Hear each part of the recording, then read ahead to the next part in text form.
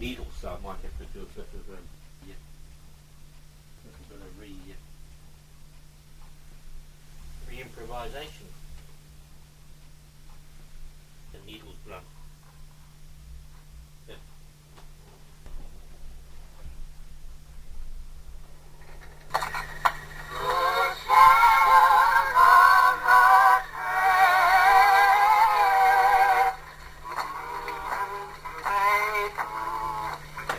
Doesn't sound very good.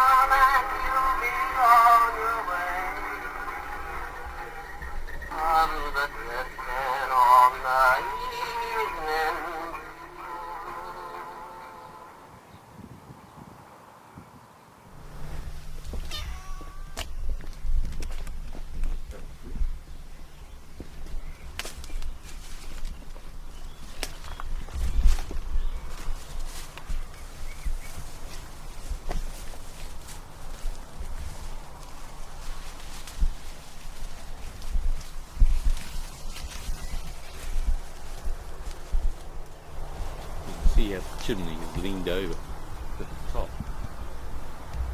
It's about a foot off the top. And how was that caused?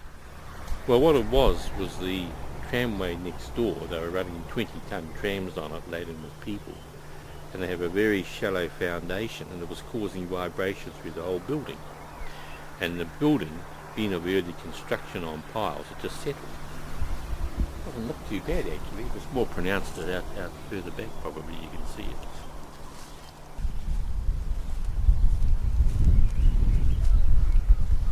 I'll show you the glass houses. The early glass houses. Have you seen these? Glass house? Yes, the early glass houses. We are hoping to have a program of restoration. Down here, there was another big glass house that was used for the main crop. At one time there was a block of about 3 of these big glass houses producing 26 tons of tomatoes a week. One of the most interesting stories I've heard was that one of the owners of Ferrymead was a Mrs Sherman, whose parents, the Buntons, had owned it, and they ran it as a farm. Mr Sherman built these glass houses for tomato and vegetable production. In 1912, the story goes that Mrs Sherman decided that they needed a holiday. Well, they were passing through the Dunedin Botanical Gardens, and Mr Sherman noticed that they were taking out a large boiler. When he made an inquiry if it was for sale, he was told yes it was. Mrs Sherman said, "Don't you dare." Mr Sherman said, "Quiet woman, get back to the hotel with you." When he got back, Mrs Sherman refused to speak to him, and for 6 months they just passed notes. However, she got over it because with the boiler in action, heating all these glass houses, they were able to produce tomatoes much sooner than anyone else, and accordingly they were able to get top price.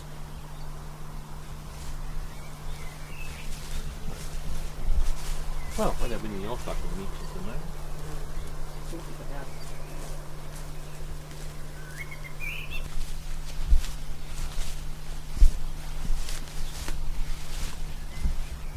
This building was put in as a museum. It has become somewhat dilapidated.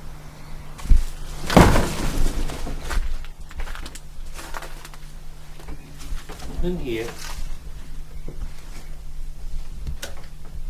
it goes back to the 1920s, when Mr Sherman started it. This was originally designed for the school children that used to come through in the 1930s and 1940s. Maori, the 1800s, the 1840s, the 1850s, and on to the 1860s and the 1870s. Over here, there was such a thingy-based Irishman that all Irishmen were banned. Next door, there was a big house called Rivers. This was like Ferrymead, a prefabricated building from England. And it had a slate roof. And over the years, all that remains of it is just a piece of slate. There were they working out with the tomatoes. And here was the site back in 1914. There was Riversley, there was Ferrymead, and there were the glass houses.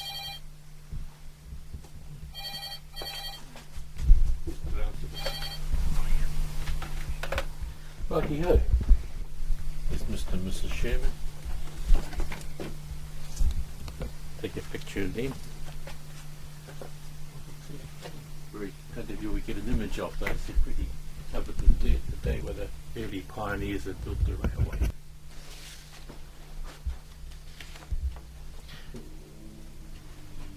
I don't know if I can find a bit of glue. I can put it up.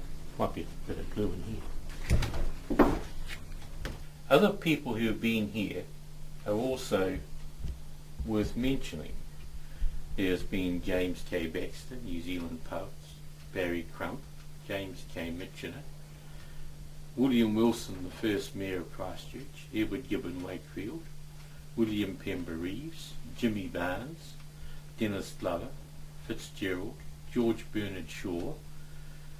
There's been also the connection between the Princess of Wales of 1877 and Angela Baroness Burdett Coutts of 1852 and Sir Robert Napier through the geraniums that have been named after them. Therefore you can see there has been some sort of interesting people who've been here, including Cliff Richard, who had a geranium named after him. In what capacity were they here? Just guests in the hotel, or? Well, they were just visitors. They were just people that we'd come in to meet in the course of life.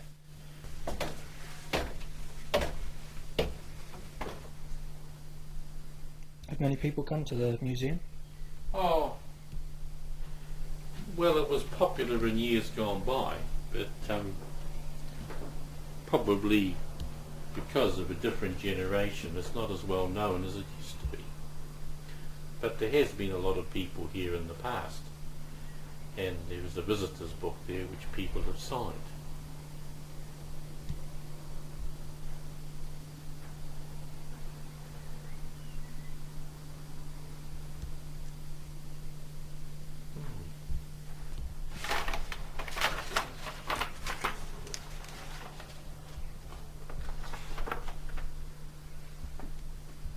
And it goes back to 2005.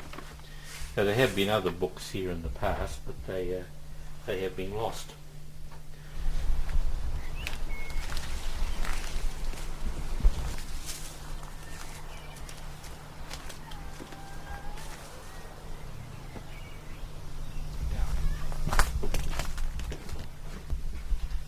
This is the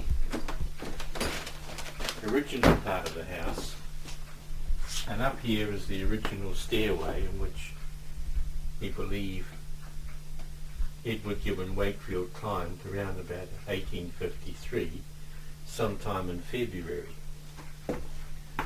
This then is the dining room.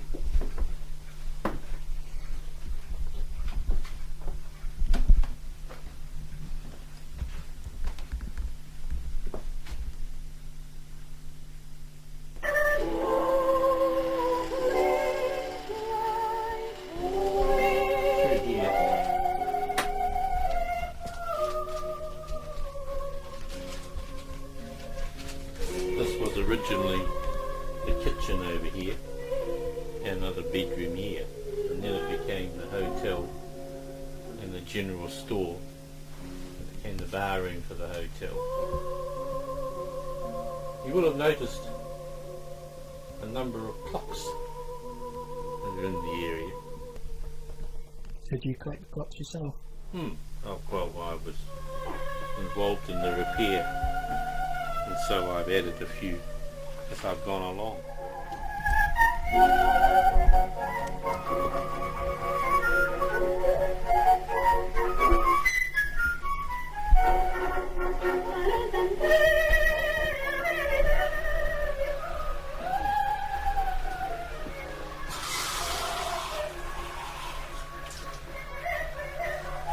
So what kind of music do you like? Oh, I like anything. Yep. Yeah, something with a little bit of melody.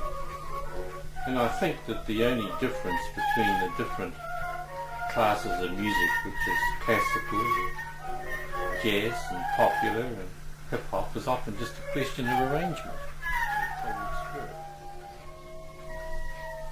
Do you listen to quite a lot of music? Well, sometimes when I get tired, yeah. What would you like in your coffee?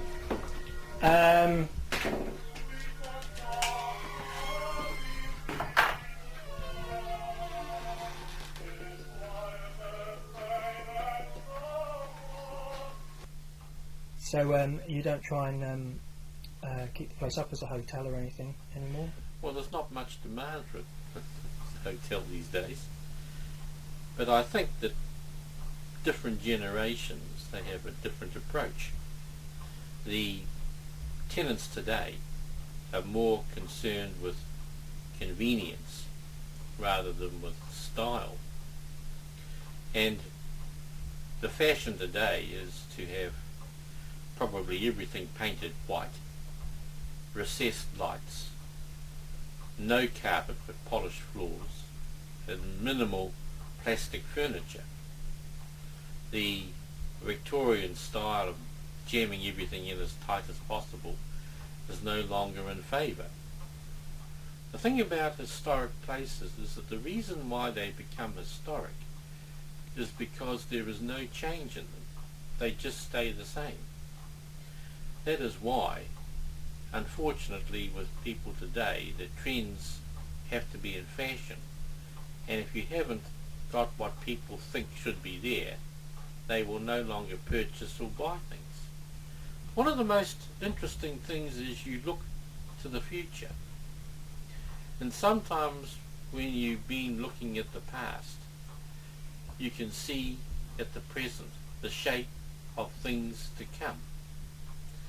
And I think too that I don't think we quite realise just exactly what sort of an incredible future the next generations will have. One of the most interesting things is probably the creation of life itself. There is no reason, I believe, for people to die because the body wears out. Even now, it is becoming apparent that it is possible to grow new organs to replace those which are old and diseased. If you take, for example, the humble geranium out there, by means of cuttings you can prolong the geranium for hundreds of years.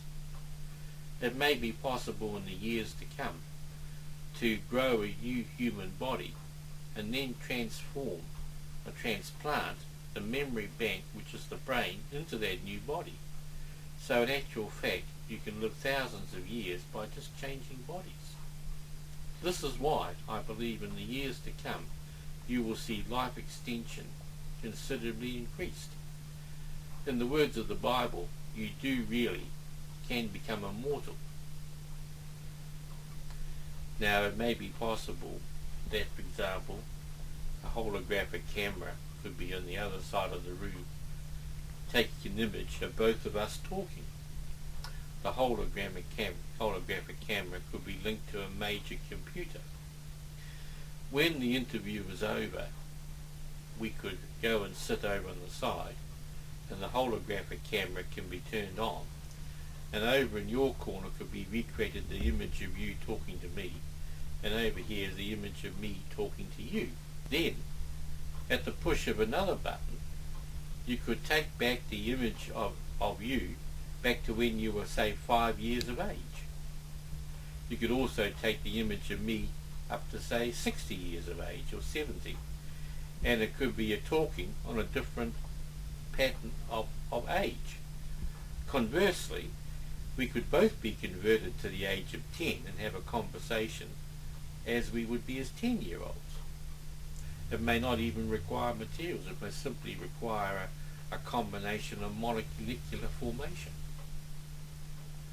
The interesting thing about science is that the more you look into it, you realize that the more the impossible can be achieved.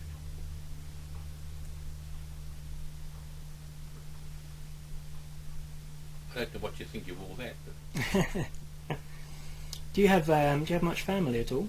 no, there's just me at the moment. Yeah. What do you think you would do with your time if it could be extended indefinitely? Well, I think I could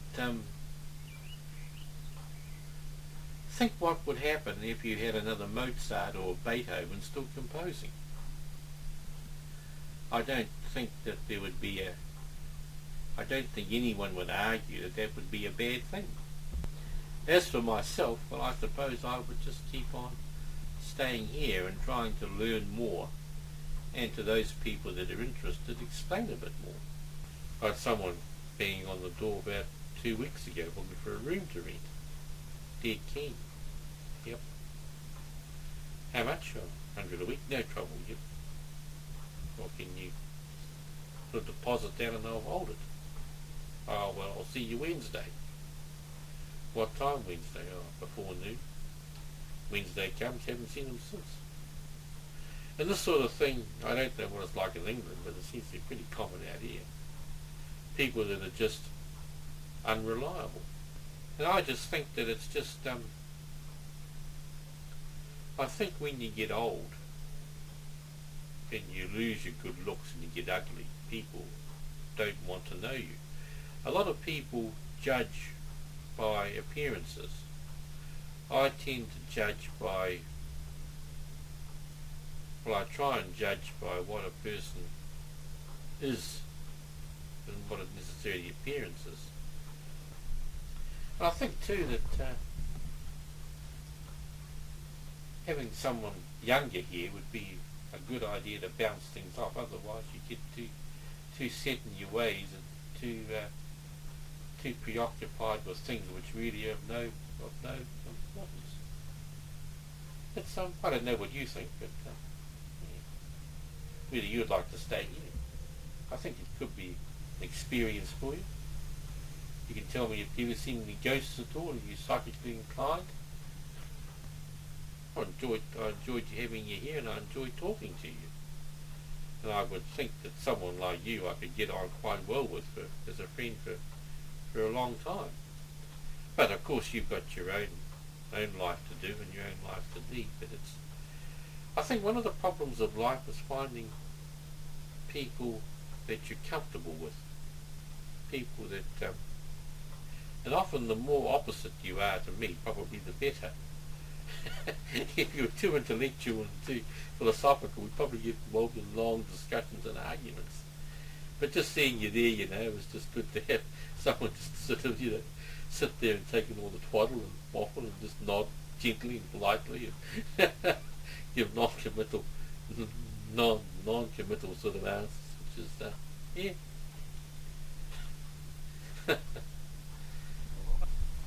Mr. Donovan is not on it.